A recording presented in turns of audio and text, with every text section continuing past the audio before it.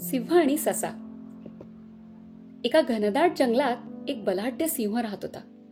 तो रोज एका जनावराची शिकार करून खात असे, पण त्याला एवढंसं पुरेसं वाटत नसे. त्यामुळे तो उगाच इतर प्राण्यांना मारत असे. सर्व प्राणी खूप घाबरले होते. त्यांना वाटू लागलं की जर सिंहाने असं सुरू ठेवलं तर लवकरच जंगल रिकामं होईल. शेवटी त्यांनी एकत्र येऊन सिंहाजवळ जाण्याचा निर्णय घेतला. प्राण्यांनी सिंहाला विनंती केली, राजा, रोज जंगलभर फिरून शिकार करण्याऐवजी आम्ही रोज एक प्राणी तुझ्याकडे जेवणासाठी पाठवू. त्यामुळे तुलाही भटकावे लागणार नाही आणि आम्हीही सुरक्षित राहू. सिंहाला ही कल्पना आवडली आणि तो तयार झाला. दररोज एक प्राणी सिंहाकडे जात असे. एके दिवशी जंगलातील सशाची पाळी आली. तो खूप लहान आणि कमकुवत होता, पण होता अतिशय हुशार. त्याने विचार केला, मी जर थेट सिंहाजवळ गेलो तर तो मला लगेच खाईल. काहीतरी युक्ती लावायला हवी. तो मुद्दाम वेळ घालवून हळूहळू सिंहाकडे गेला.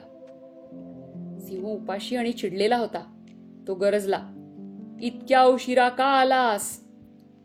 ससा शांतपणे म्हणाला, महाराज, माझ्यासोबत अजून एक ससा येत होता, पण वाटेत दुसरा एक भयंकर सिंह भेटला. त्याने मला पकडले आणि म्हणाला की तोच जंगलाचा खरा राजा आहे. सिंहाने हे ऐकून त्याला खूप राग आला. त्याने ओरडत विचारले, कोण तो दुसरा सिंह? मला लगेच दाखव.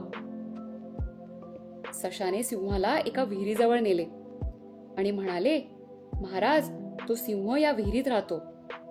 सिंहाने आत डोकावले आणि त्याला स्वतःचं प्रतिबिंब दिसलं. त्याने विचार केला की खरोखर दुसरा सिंह आत आहे. संतापून त्याने जोरात गर्जना केली. त्याच्या आवाजाचा प्रतिध्वनी झाला आणि त्याला वाटलं की दुसरा सिंहही त्याला धमकावत आहे. संतापलेल्या सिंहाने उडी मारण्याचा विचार केला, पण त्याआधी त्याला भीती वाटू लागली. हा दुसरा सिंह खूप शक्तिशाली दिसतो. जर मी त्याच्याशी लढलो तर मी मारला जाईन. मला इथून लवकर पळून जायला हवं. हा विचार करताच सिंह जंगल सोडून दूर पळून गेला आणि कधी परतला नाही. सिंहाच्या पलायनामुळे जंगलातील सर्व प्राणी आनंदी झाले. त्यांनी सशाचं खूप कौतुक केलं. त्या दिवसानंतर जंगलात कुणालाही भीती वाटली नाही आणि सर्व प्राणी आनंदाने राहू लागले. धैर्य आणि शहाणपणा हे बलाच्या पेक्षा जास्त शक्तिशाली असतात. बुद्धीने संकटावर मात करता येते.